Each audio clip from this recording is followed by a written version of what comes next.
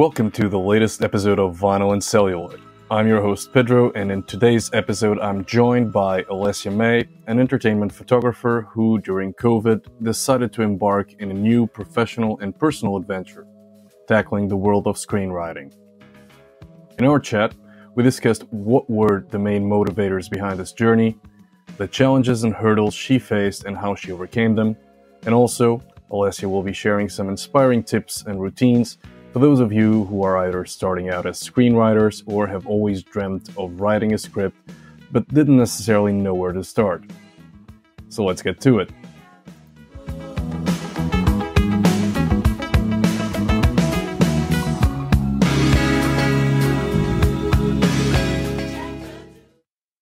So, Alessia May, welcome to Vinyl N Celluloid, and thank you once again for agreeing to be a guest on this episode, a very special episode. Well, thank you for having me. It's a pleasure. So, Alessia, let's take this opportunity. Like, I know you, but let's take this moment for you to introduce yourself to the audience here. So, you have a very exciting background. You dab and work in a lot of different things. And certainly, like, I wouldn't do it justice. My description wouldn't do it justice. So, over to you, Alessia. I'm sure our listeners will find out immediately why you're a guest today as soon as you're done with that description. Wow, there's a lot of pressure there. Well, I have a very varied background. I started out as a photographer, and then I moved to London and I started working for theaters as a photographer. Like, I used to do posters and advertising material for them. I did that for like 5 or 6 years. And then I started to work on film sets as a behind the scenes photographer, called also stills photographer, or unit still. And I found the whole world of movie very fascinating. And also, like, I'm passionate about films, but we'll talk about that plenty later. And then, so after the pandemic hit, I had quite a bit of experience with films and photography, but there wasn't much I could do during the pandemic. So I started to write. And that led me to kind of unite all of my passions and all of my skills. And I started writing. And after the pandemic ended, I started producing the things I was writing. So now I'm kind of like a Swiss Army person, and I have all of these different skills that fall under the same umbrella of me being a creative and now being a content creator, and all of that comes with photography, video, directing, producing, filming, and you name it, I am doing it right now. A triple threat, if there ever was one. That's terrific. And as you were describing it, I immediately thought of, famous movie directors who also came or came from a non-film background. And I'm thinking of Michael Mann and the creator of Miami Vice, and Michael Cimino, who was, I believe, an architect, and then he went into ads and all that. So it's very interesting to meet and talk to people who have that unique vision that is not only film, but everything else that comes with it. You find that, for example, photography, how is it that photography is that linked to, like, there's an obvious answer, but how would you link, like, how would one transition from photography into film? Is it the whole, like, the light, the positioning, the angles, etc.? What are we trying to achieve with this? Because it's still, as you mentioned, it's like a movie frame. So essentially, a lot of photography, a lot of photographs together are a movie. But is this an accurate description, or just go? Actually, there's a difference between, photography obviously makes a movie as well as the story and the directing. There is a difference between being the director of photography, which is who is the right hand of the director. So they will kind of frame the scene. The gaffer, which is the person who is in charge of lighting a film. And then you have the stills photographer who usually does all the behind the scenes and the commercial kind of pictures. Obviously, in movies, the three figures kind of work together, but mostly Mhm. the director of photography works with the gaffer and the director to create a scene.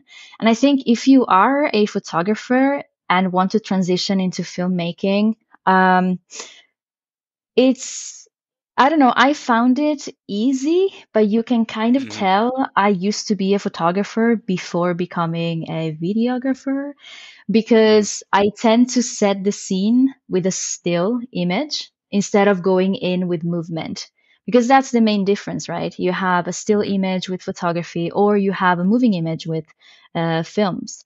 So I would tend to make it more like kind of like Wes Anderson, like a very still image, and then something happens, instead of going in like Tarantino that starts with an action or a scene or something and it creates more movement already within the image. So it's a fairly like everything you need to know about making a good film in terms of visuals starts in photography. And then you have to work with like continuous light Mhm. instead of flash. So it's just a matter of like going technical. But yeah, in terms of lighting and framing, you start with photography anyways. So transitions should be kind of smooth. I'm not gonna go into the whole camera setting and all of that, but yeah, Yeah. it is definitely doable. Fantastic. And I think, yeah, then you mentioned obviously the natural step, which was brought on by not only, but also the COVID, right? And the fact that there were no active productions that drove you into the writing part, right? So obviously that gives you a bigger control because then you are not executing something that someone else wrote. You're effectively telling your story, right? But Yeah. was that what was the key driver here? Was it was there already an interest in writing and creating stories, or was the key driver the well, there's no the COVID is here, and guess what, this will allow me to expand my already quite expensive skill set. That is a very good question. I always liked writing and reading. I always liked telling stories. And one way or another, I was doing that through photography. But I think because I love thinking so much and I love to explore my inner world, I just wanted to find a way to express myself that was more than just a photo. So I wanted more. Mhm. And I started writing articles, but that wasn't satisfying as much as writing a proper story. And scripts, compared to like novel writing or regular like short story writing, are more direct. So there's less you set up, but it's straight to action. And it's like it has more dialogue, more character. It goes straight to the point. And so Mhm. I found it a bit easier to pick that up because I was thinking something, writing it down right away, and then I could see it. Mhm. So again, going with the natural ish kind of transition into that direction of being able to express myself clearly and quickly. Yeah, no, it makes perfect sense. And then one thing, well, you did send me one of your shorter screenplays Mhm. for a short film. Mhm. But you tend to gravitate, or at least from the samples you sent, towards the horror genre, which is one that Yeah. those who are listening know that I'm passionate about. How did that start? Like, why horror? Was there an influence there? Was there an interest? I mean, Italy is known for great horror filmmakers. Was that was? Would you say that it was in your blood? I I will disappoint you here a little bit. It did not start with films, actually. It started with comic books. I mean, you know me a little bit. I'm kind of a geek, so there's no expectation crushed or anything. In Italy, we have this comic book called Dylan Dog, which is a nightmare investigator who lives in London for some reason. And my uncle, when I was around 12, he gave me all of these like horror comic books, and I started to get into the genre. And then he initiated me to the horror genre with Stephen King's Hmm. Cujo, I think. Terrifying. I used to love dogs. I still do, but I was like, it was kind of a shock.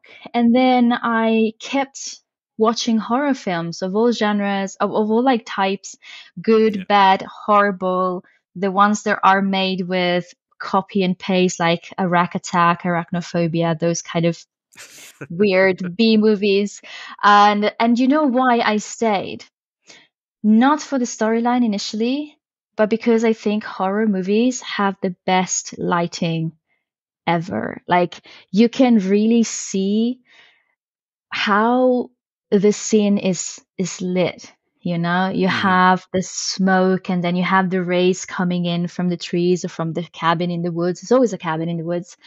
And Always. after a while, the watching a horror films, it kind of calms me down. It's my safe it's my safe place. I know it's weird, but yeah, I got there because my uncle made me, and then I stayed for the photography. No, I mean, it makes perfect sense. I was just thinking as you were describing the whole photography side and how, like, all the work that requires to set the mood, and that's true across Yeah, genres, but particularly in horror, where you're trying to capture or get from your audience something very specific, be that a scare or general yeah, discomfort. I mean, just think of, for example, I don't know, Alien, like the whole claustrophobic scenes in the spaceship, and yeah, even like yeah. I mean, all the adaptations from Stephen King, I've watched most of them, the good, and the majority of them, which are the bad ones. But even Cujo, like I'm thinking, to my mind only comes that scene where the kid, I don't know, I don't recall if it's with his mom trapped inside the car and the dog Yeah. Oh destroyed, my God. right? Right. Yes. So Yeah. even that, people know me that I'm scared of dogs. I'm better now, but I had a little No. trauma with of the canine nature, and so that movie to me, I always say it is a documentary. Like whenever people get a new dog, I'm like, you, as they showed Have in you the watched this? documentary Cujo. Yeah, yeah. But Oh it's my. something, and again, you were talking about the light, but also there's something, and knowing you a bit, I know that you also, I'm Yeah. sure you also stayed for the story and also for the environment, but Yeah. it's fantastic, and taking again your first experience or one of the most memorable ones with Cujo. I mean, it's a very normal story, right? It's if you look at it, it could happen, right? I'm not saying there are no girls with telekinetic powers like Carrie White, or there isn't a pet cemetery where you can dump bodies of animals and I they mean, come we'll back to see. life I as mean, evil. 2023 is not over yet, so we might see Exactly. some of those That things. might happen, but I think back to that example, it's just like it's just a dog. I think he was it bitten by a monkey or something like that. I don't know. He catches Yeah. on rabies, right? But a Yeah. different kind. And like after COVID, yeah, that's not like It's not unlikely, is it? yeah, Uh, it's kind of like wow. But but I like where you're yeah, going. Yeah, sorry, carry yeah, on. yeah. No, no. The question was, I mean, you came for the shock. You stayed for the light. Is the plot and the narrative and those Yeah. relatable moments something that make you stay? Yeah, I think another thing, because like I said before, I like introspection and I like to explore human nature my own way, my own creative way. And something horror movies do really well is to explore our deepest fears and phobias and Hmm. kind of make us understand human nature in the most terrifying way, most terrifying and direct way possible. So that's also what I like about the story. Some films are very direct, very straight, and they bring out something in humans that is very raw. And Hmm. combined all together is just, it's nice to write because, as much as it is to watch, because I can almost see where my limits are in terms of writing. And it's scary and interesting as well. And I don't think I would be able to push myself that far with any other genre out there. Makes perfect sense. And just to bring this topic to a close, the Stephen King topic, that is, what is your favorite Stephen King novel or Ooh, adaptation? actually, no, novels. So I read Under the Dome, hugely disappointing. I watched the Hmm. series as well, even worse. I'm sorry, Steven, but yeah, that wasn't for me. Misery was a good movie. Yes. I really enjoyed how that, I mean, it was very creepy for the time it was shot. But books, I really liked Gerald's Game. Yes. I didn't like the movie as much. The acting was great and all of that, but the book, I loved the book. It was so good. It was so tense. I didn't know where that was going. I didn't know if she was surviving or not. No spoilers. No So, spoilers. Yeah, I was uh, about to say. but I really, really enjoyed the book. I think they did a decent job with the movie, but it's best enjoyed as a book. It reads really Mm. well.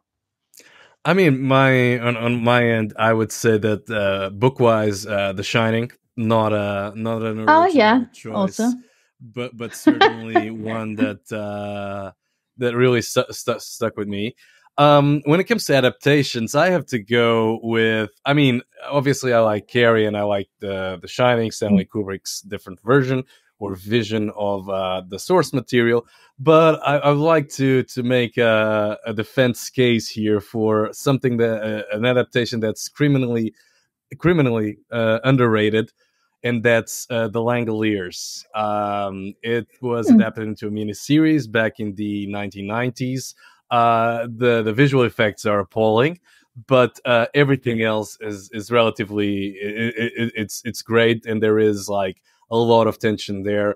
It was adapted from a short story actually, and it was expanded, I think, into a 5-hour miniseries. So a lot of credit to the people who adapted it. But Wow. it's That's not something that easy, yeah. and again it taps into a lot of common fears, especially airplane traveling. This was again pre 9/11, Yeah. so it was easier to bring that show to life, or that story to life. But on a perfect segue from Mr. Stephen King's work, I mean, he was impacted not directly but indirectly by real world events and all sorts of mundane stuff. So, in your case, like, how do real world events and say day to day things and cultural influences shape your storytelling? And I mean, do you intentionally incorporate them, if they do, into your work? Wow. Uh You what a rewrote this question. question. You rewrote this Seriously. question. I did. That's a very good question indeed. um You well, rewrote this, so I mean, you're the writer here. Like, I just edited the question a little. yeah, sure. I think most of my writing comes from a reflection and my perspective on the world. More than like big events, I do a lot of self-reflection. Like this is a theme.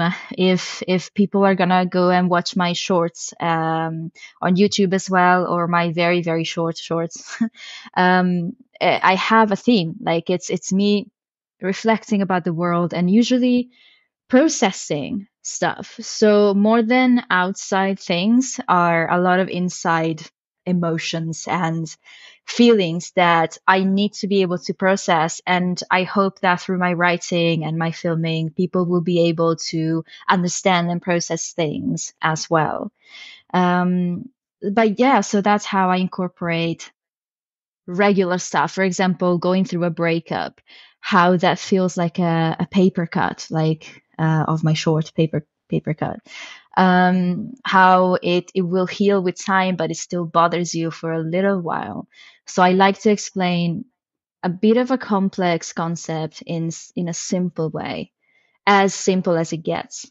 And yeah, so I think I hope that answers your question, our It question. does. It's spot on, spot on. I mean, I think it was Martin Scorsese who said write or direct about what you know and what you've Yeah. experienced. So it's only it makes perfect sense. I do have to If I ask if can add to that sure. before we move on, like you can write about what you know, but you also can write about something that you want to understand. Because Hmm. writing is a great medium to just put everything on paper, and you might be surprised what you find out about yourself if you just allow words to flow. And yeah, that's why I love it so much. Makes again great add-on. Excellent. Thank you. Enrich the answer already. Um, but if we circle back to your first point about using, or using is a nasty term, but well, taking writing as a way to dissect or analyze something or an experience you went through. Mhm. I mean, is there an example? And you don't need to get into the details if you don't want to. But is there or was there an example in your past or in your career as a writer where something was just too close for comfort? As in, Oh, I can't, I can't continue to write about this because it's too yeah, painful, or yeah. it's not therapeutic at all. 100%. There is always the risk of traumatizing yourself a second time when you write, especially the horror genre. I mean, I cannot disclose too much because it's still a work in progress script, but you know, I'm working on a feature length horror film. And there are some scenes in the script that are very violent, obviously, because it's a horror film. And I realized I wasn't able to write them because I mean, I'm sweet, I'm cute, I don't hurt bugs, I'm vegan and all of that. It's like I don't hurt stuff. And although I love horror films, there's a huge difference between observing a scene and actually writing it into details. So I had to find a way to write those scenes in a detached way, which is something I don't do because I am inside the script. And so it goes back into like breaking down the action so much so that I can see it without experiencing it. And then Mhm. moving on as soon as possible. And I will mark the scene as being too much for me to reread. So it is actually possible to write something really, really intense. For me, it is the physical violence. Um, Even though like you find it uncomfortable to write. So it is still possible, you just have to find your way. But it took me over a month to write those scenes, if I have to be honest. Well, yeah, I mean, just from your description, I totally believe it. And speaking of painful experiences, let's talk about your first feature screenplay. What was that about? How was, and if we take just like the generic overview of how did it come about, Hmm. and most importantly, we'll get into the nasty part later, but we'll sandwich it with a really nice. How did that make you feel when you were? And now I sound like a therapist, but how did it make you feel when you completed the screenplay? So I completed it the first time, and now I'm rewriting it. So I'm doing a second rewrite, which happens because writing is rewriting. Um, like all great ideas, it just came out of nowhere. I was like, "Hey, what if this happened in this place and this happened as a consequence?" And my friend was like, "Wait, that's brilliant. We should make a movie." And having a kind of production company, actually, it is a legit production company in the UK with a friend of mine. We've done a few shorts together and we worked as producer on a few films as well. So I looked him straight in the eyes and I was like, "Are you sure about this? Are you sure you want to trust me to write this? I have no experience writing long form, like script stuff." And he's like, "Yeah, sure." So fast forward a year and a half later, I've developed the storyline, the characters, and everything. And it's been it's been a very intense it's been a very intense project because I don't think anyone knows what it feels like to write a script until you write a script. It's a lot. You think you have a brilliant idea, you just want to write it down. You sit down, you open your laptop and you just say, "Okay, cool, I'm going to write." And then you proceed writing 70 pages of something that makes absolutely no sense to anyone but to you, because your brain skips steps. You're like, "Yeah, I'm sure Yeah. people will understand. Dog, car, barking. Cool, that's a scene, right?" Well, it isn't really. Um, so after I delivered the first draft, which had a lot of exposition, which we know is bad, and a lot of unnecessary dialogue, and a lot of scenes that did not advance the plot at all, that would have just been cut. I delivered that very proudly, and my friend looked at me and he was like, "Yeah, it's okay, it's okay." And I was like, your voice gets very high pitched when you're lying."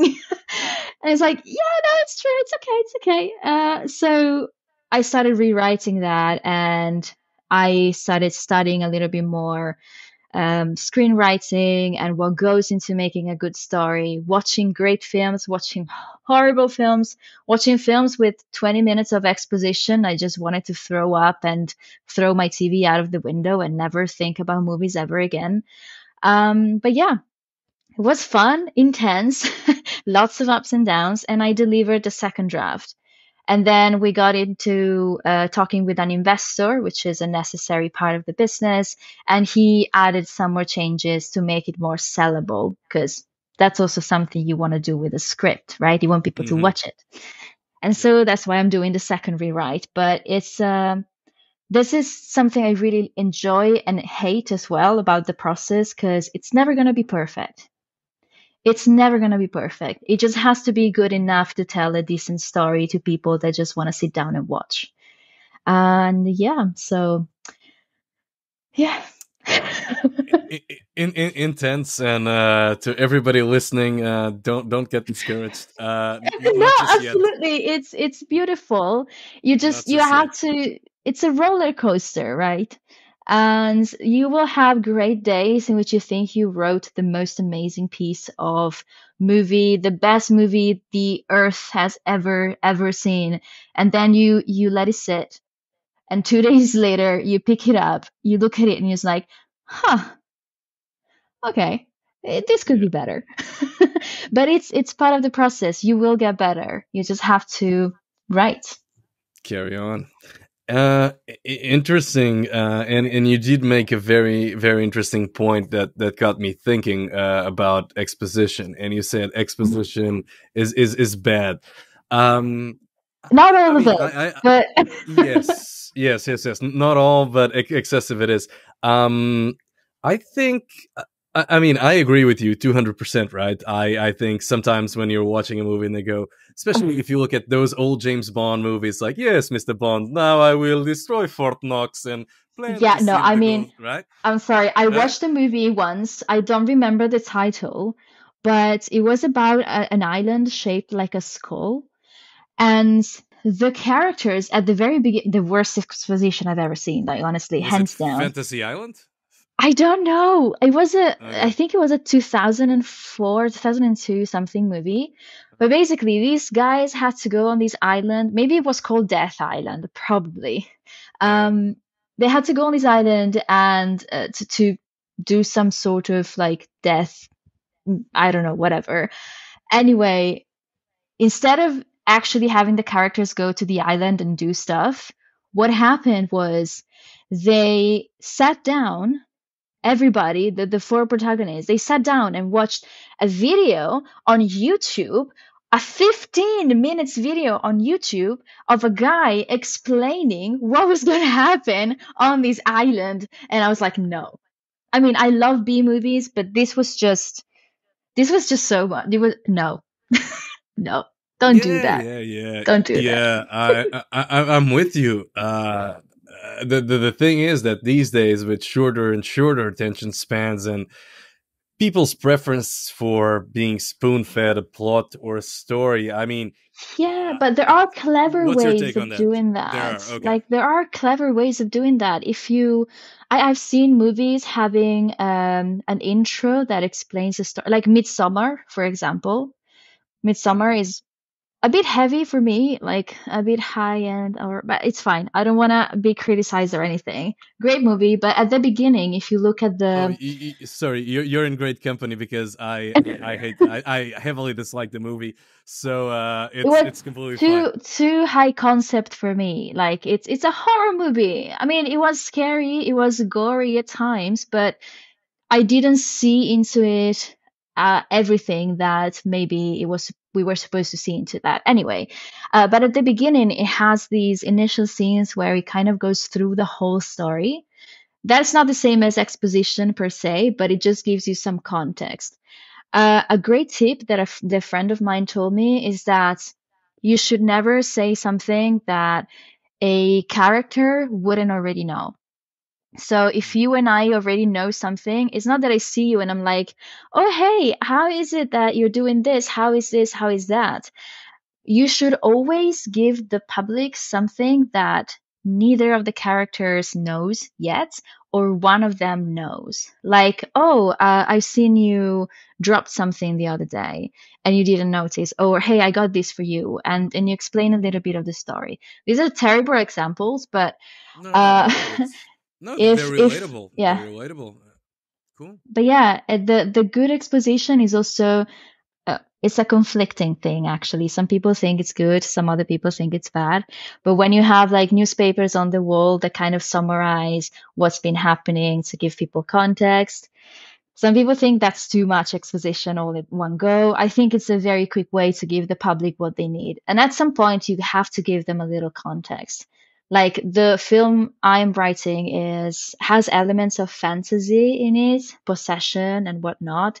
At some point, I'm gonna have to explain to the people that it is what it is. Like the rules of the world are this. Like Harry Potter does a great introduction to the world. Like they have I think it's Dumbledore flying down the sky and carrying a magical baby. Like magic is in the world, so you get it right away.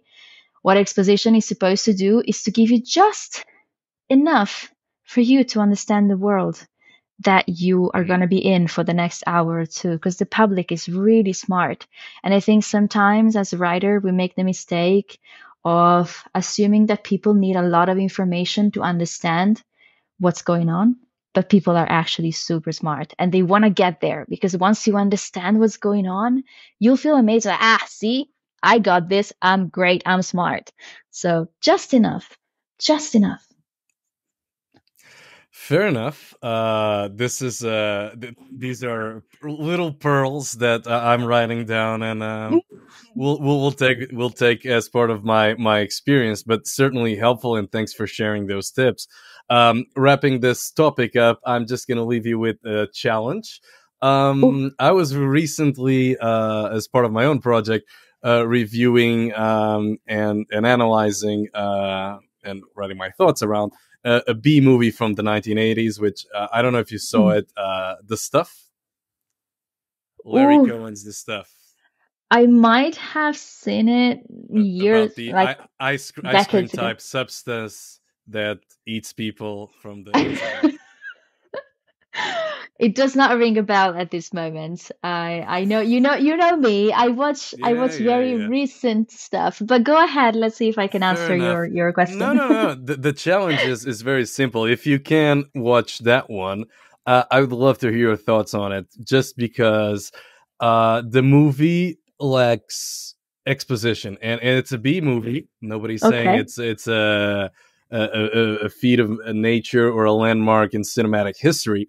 But the movie has no exposition whatsoever, and it Okay. doesn't even Interesting. have plot holes. It just has, like, it starts with a guy, like a miner, finding something bubbling from the ground.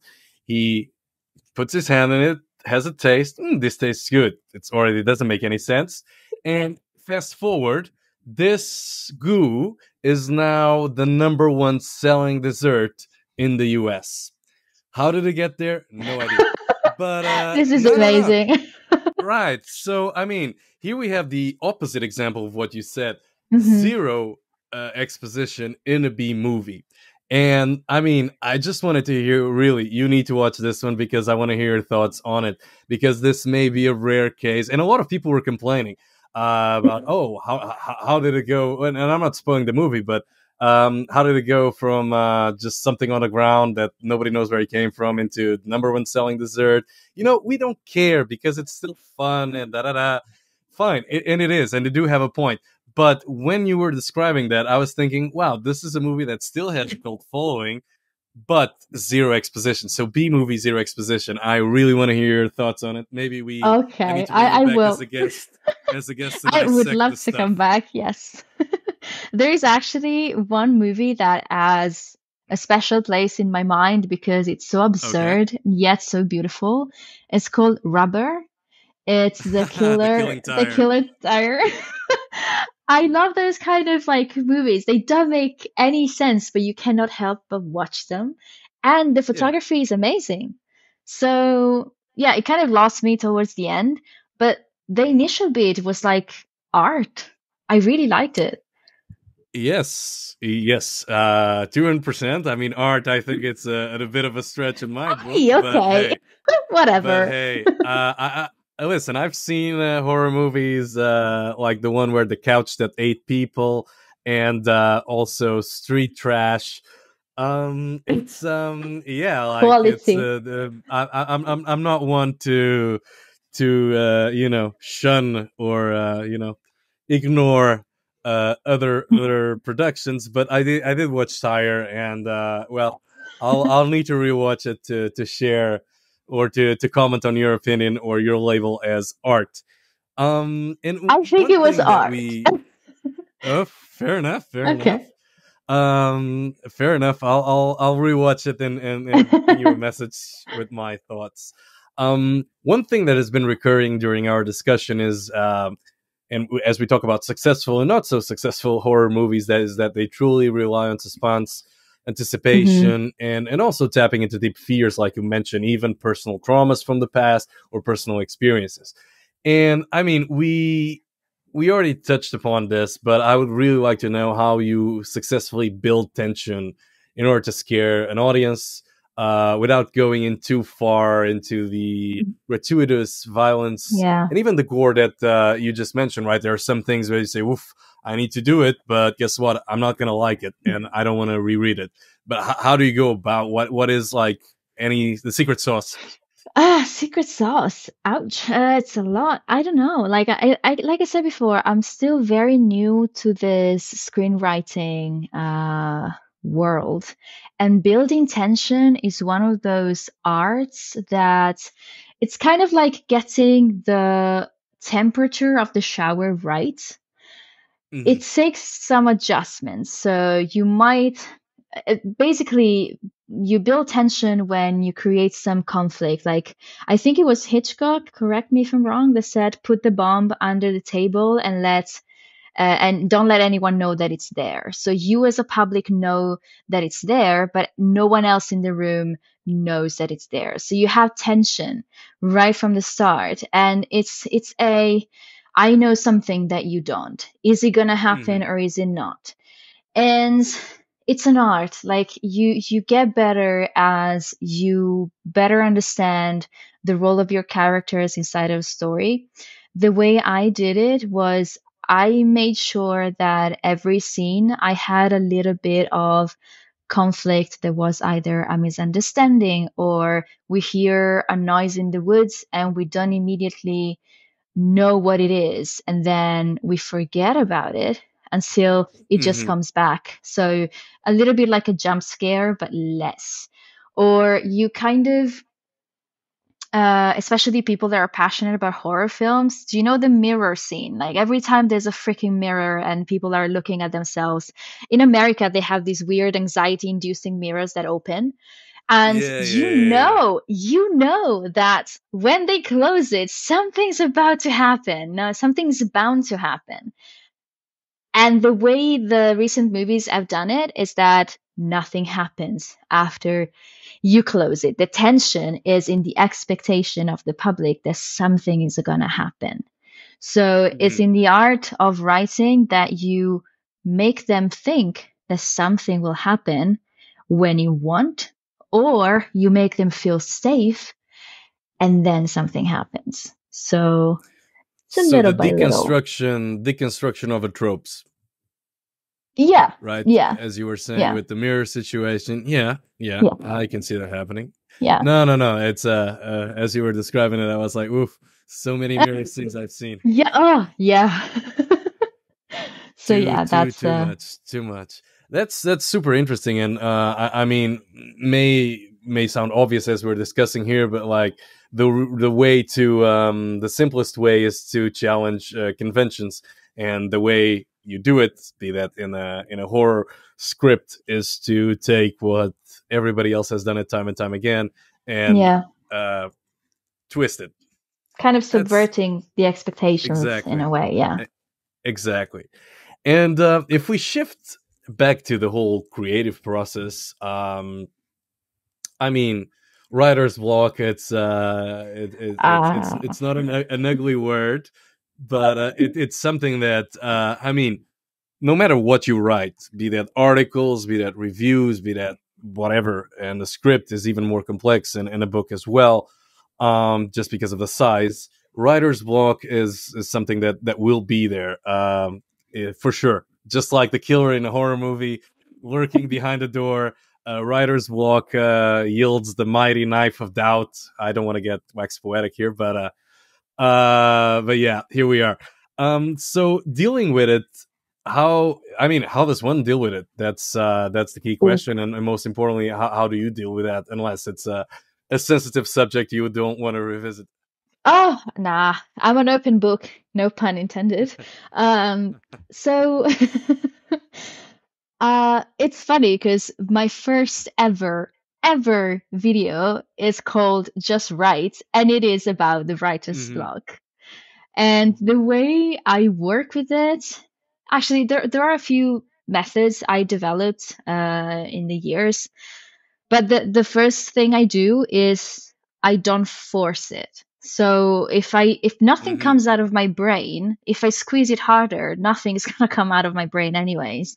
So I take a break. I know it sounds like very trite advice, but I just take a walk or I cook something. I do something that is completely different from me sitting down in front of my laptop and just trying to write.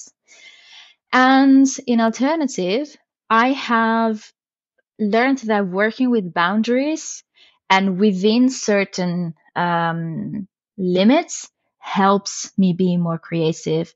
For example, if you have a white page, completely blank page, you'll risk having so many ideas you won't know which one to grab. Maybe you know what you're supposed to write about, but it's confusing, you don't know what to start, and this and that. So limit yourself more.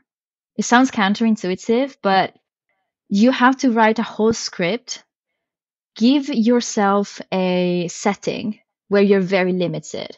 For Uh-huh. example, I have 6 characters in my film, and I'm blocked because I have to write a scene where something happens. Then I grab one character and one location, and I force myself to think, why are they there? And what can happen in that scene that can help me advance the story significantly in that one scene with one character? And then I'll write something. Whether I decide to use it or not, that's a whole other topic. You don't have to use everything you write. You don't have to publish everything you write. But in there might be something that makes you go, aha, I knew it. This can happen. This, I can use this object because then they will do this, and that. So limit yourself. There are also like tools such as story cubes. I don't know if you're familiar with them. There are No, these no. kind of little cubes that have drawings on each side of the cube, each face of the cube, and then you just grab a bunch, throw them on a table, and try to connect the figurines. Like you have a tent and a mountain and a butterfly and a fountain, and then you write a story about a magic fountain that you found because you followed a butterfly while you were camping. And then you think, okay, make it horror or make it romantic. And by limiting yourself, limiting your options, you're able to get past the creative block. Because it's not a block, it's just you have too many options. Hmm. Yes, yes, makes perfect sense, and I think you shared that advice with me in the past, at least Multiple times, yes. the one about limit yourself. Just promise me something, Alessia. Don't write copyright for Nike or any other sports brand. Uh, Just or, don't or, do or, it. Just or, don't do or, it. or maybe write it. I don't know. Maybe it works. Reverse psychology. Like you can tell me Yeah, what to I do. think, I'm gonna yeah. exercise. That's I that's know it that's sounds terrific. counterintuitive, but I promise you it works. Ah, that's it. It does make sense once you have the explanation behind it, and I think yeah, absolutely. Some solid advice there once you rationalize it. And one other thing I wanted to ask you was, I mean, horror in particular, but pretty much any genre, like with so much content and in so many years, Hmm. decades, even a century or multiple centuries, if you go into literature, um, they may leave you with the impression that everything has been done before. Yeah, And we know that, for example, you are more professional than I am, but there are only what six plots in the yeah. world in the movie industry. So how does one?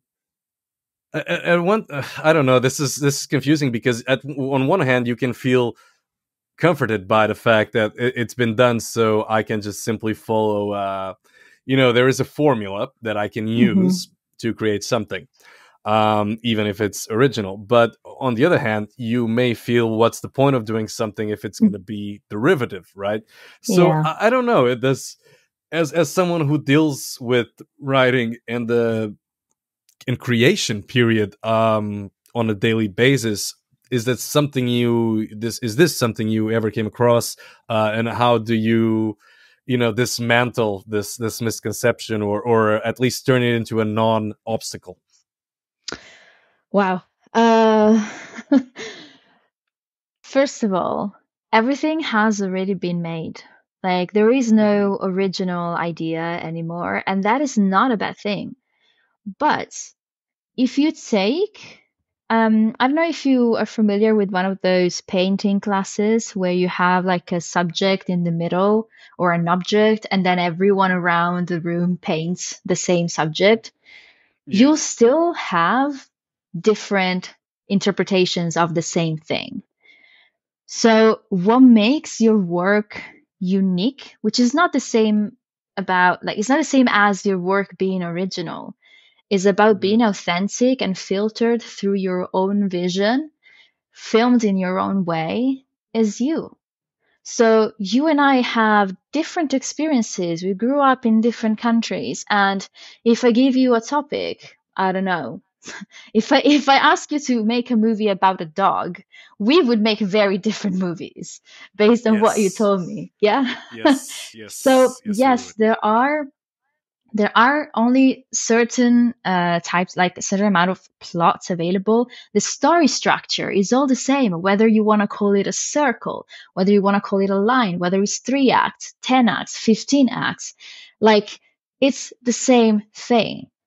But what makes it different is the way you tell it, the way you bring the characters to life. So, although nothing is original, you can still create something that is unique to you and that other people will resonate with. And yeah, I don't know if that's any consolation, but that's how No, I no, see no. it. So, It's it, it is simply because you do have a point. It's the perspective and the execution. But is it recomforting knowing, or comforting in this case, knowing that everything has been done and that there's a formula? So, or is it the other yeah, way around? because it is the same. Like, it's when you describe a movie and you say, "Oh, it's a little bit of Indiana Jones meets Harry Potter meets Twilight meets Mamma Mia." I don't know what mess that would be, but I'm sure it would be fun, you know? So we Hmm. that in that way, I mean, nothing is original, but something can still be created because there's always someone saying, oh, what if we make a movie about sharks that fall from the sky? That's stupid, right? But they made 7 movies and I watched 3 of them. Yes. So, there's Wow. always something that starts with what if, and something new comes up. Although not entirely original, it's still something that has been done before in a slightly different way. And now you are redoing it for the sake of creating something new with your own vision, putting in your own perspective, and telling the story your own way. Yeah.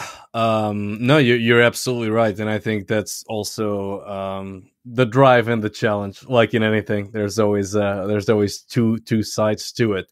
I would say that, and another thing, and this is again, if this podcast is not a line but a circle, we're circling back to the beginning and and, Yeah. and, and to the macro, or even a V-shaped, I don't know, dynamic or trajectory, because circling back into the macro bit, it's very easy, or it's not easy, but it's very. Very exciting, or the most exciting part of writing is to get your own idea, putting word to paper, and getting something out there.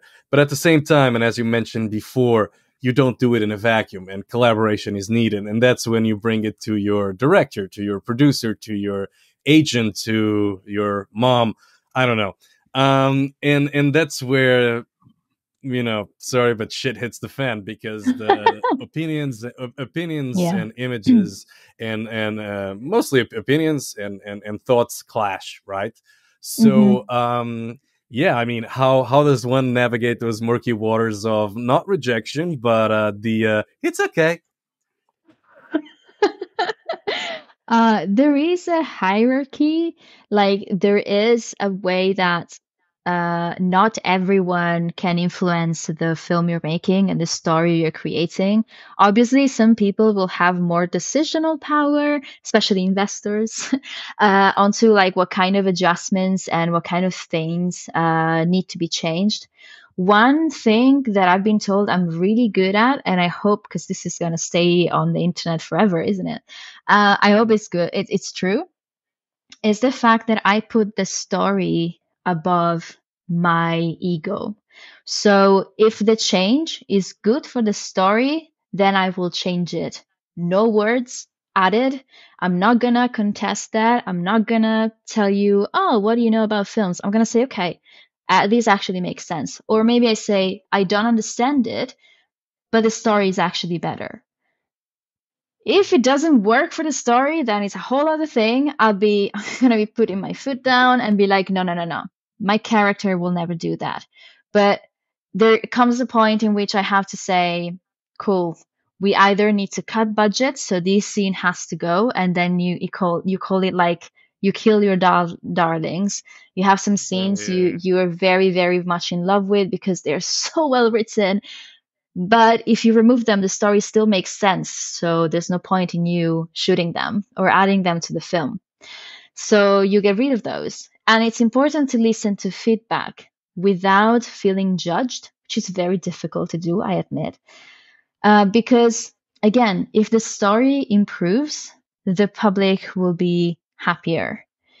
And so Yes. there is no point in resisting that, but you have to become very, very comfortable with separating yourself from your work. And Hmm. that's another skill you have to develop.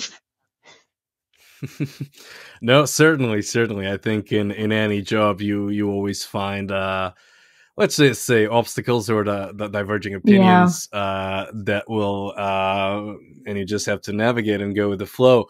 But that's certainly very, very helpful to know, and at least, focus on the Yeah. story, and pick your battles. I guess that's Yeah, it's definitely hard. nice. It's very, very hard to separate yourself from what you create, because I used to work as a barista, and if somebody criticized my coffee skills, I'd be like, yeah, whatever, I don't care. It's just coffee.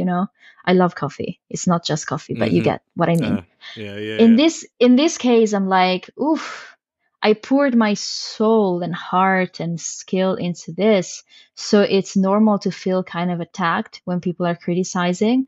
But that's why I say it's important to like be able to say the story is not me, I'm not my story until it starts to make sense and until you start to feel it. Because otherwise, you hit a lot of walls. Like, seriously, I've seen people in the industry being so stubborn because they didn't want to change their beautiful work. And it Hmm. was minor details, and their work never got produced. So, in a way, a tough bit of love, get over yourself. You'll get better as you write. The more you write, the more feedback you can take in. Obviously, you're going to be wise enough to separate hurtful, useless feedback from actually helpful one. Yeah. You'll get better. And then once you've learned to say, okay, my ego is not going to be bruised by another feedback, then you'll enjoy the process of creating and actually making more stories make more sense and make more people happy because they make sense. Beautiful words. Beautiful words. Thank I, you. I mean, I know the likes of Darren Aronofsky wouldn't agree with you because making sense is overrated. Oh, And okay, cool. even David Byrne, who said stop making sense or asked for that. But I think for everyone who's not David Byrne nor Darren Aronofsky, those are great pieces of advice. And I know that one thing that or a recurring theme during this episode was counterintuitive Hmm, things. And okay. one question I had for you, well, it has been one question that I have for you is around because you have the short films and the full feature products or movies. And basically the writing is not different. I mean, the structure are the same, the guidelines are the same, the language is the same, but is it safe to say, and safe is the key word here, that one could potentially start with a short, be that like a 6 minute feature or 10 minute, and therefore, if you use the rule of thumb, 1 page, 1 minute, then you're writing 10 pages of dialogue, action Mhm. sequences, whatever. Then would it be easier to start with that than to immediately jump into a full feature and dump a 75, 95, 120 page manuscript on the lap of someone, which, I mean, I'm sure it can be quite satisfying, but yeah. Okay, without risking losing any friends because nobody actually wants to read 73 pages of anything, Yes. I would say it's a tricky question because, on the one hand, writing something that is short requires you to have the ability to just write the essential. So you will need to get a lot better at creating something condensed and explain, basically start and end the story in 6 minutes.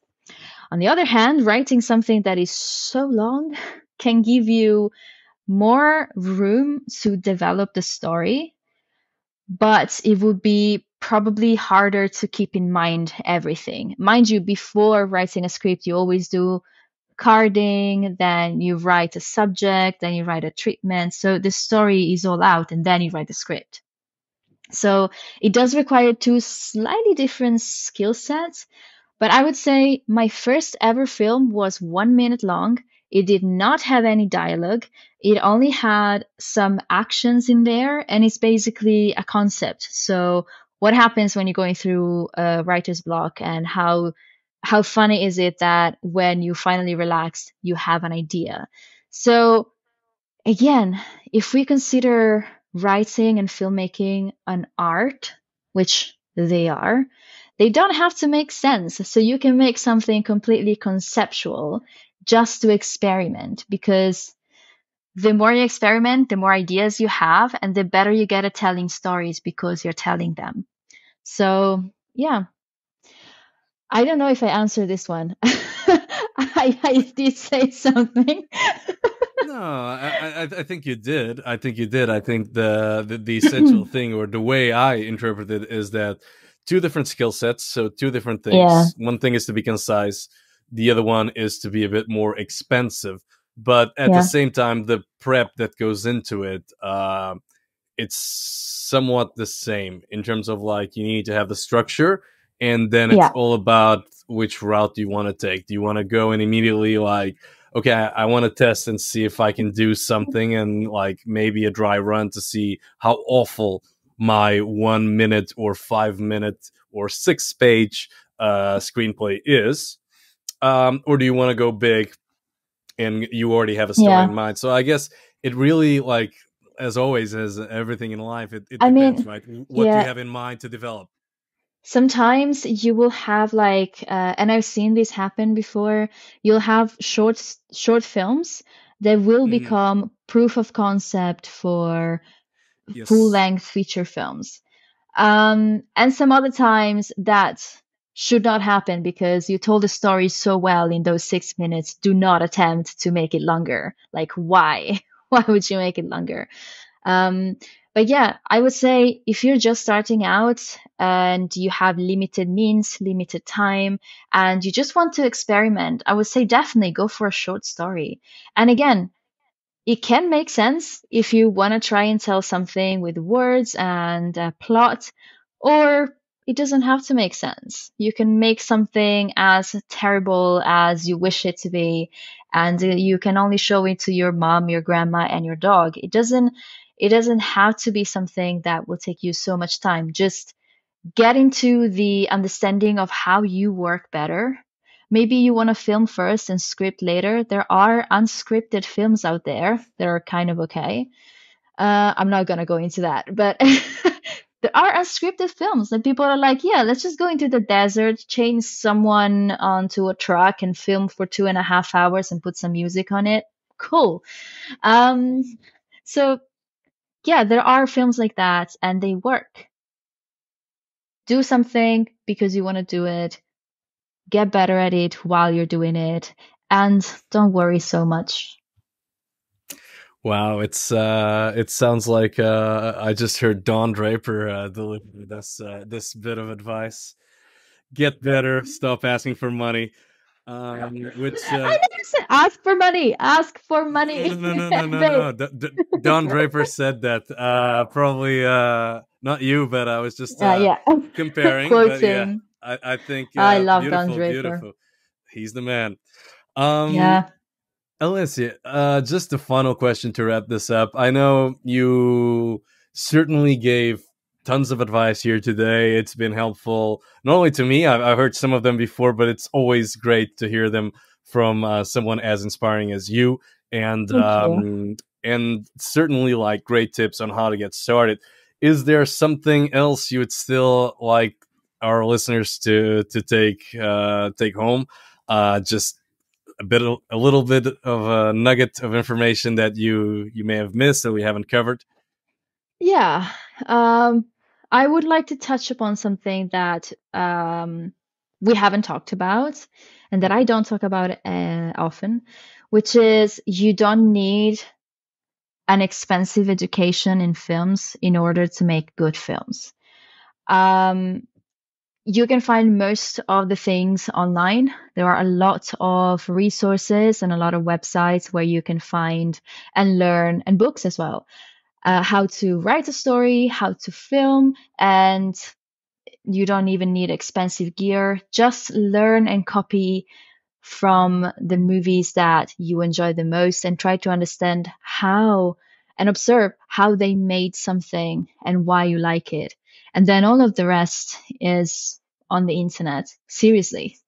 Yeah, because honestly, film school is so expensive. I'm not saying it's unnecessary because you need it if you want to develop good connections, but you can still go to networking events. You can still collaborate from people who have gone to expensive film schools. But if your means are limited and you want to learn, you will find a way to learn, my friend. YouTube is a huge place where you have a lot of videos, and yeah, just the fact that you don't need to have an expensive background or a degree. I've never been asked for a degree. As long as you can show that your work is great and you can produce good results, you're good. Inspiring. You're the I mean the most inspiring advice I've listened to since Tarantino, and Oh, also you only had. my ego is Yeah, occupying the whole room now, Pedro. Don't do this to me. fair enough. No, no, no. The man said you only need like a video store card, and that's where he went to school. He went to the movies, so Yeah, certainly great advice. And he didn't have YouTube, so it's even easier. So no excuses. Alessia, yeah. before we fully wrap up, you have amazing content out there. This is your chance to tell the listeners where to find you in all different platforms. Oh wow.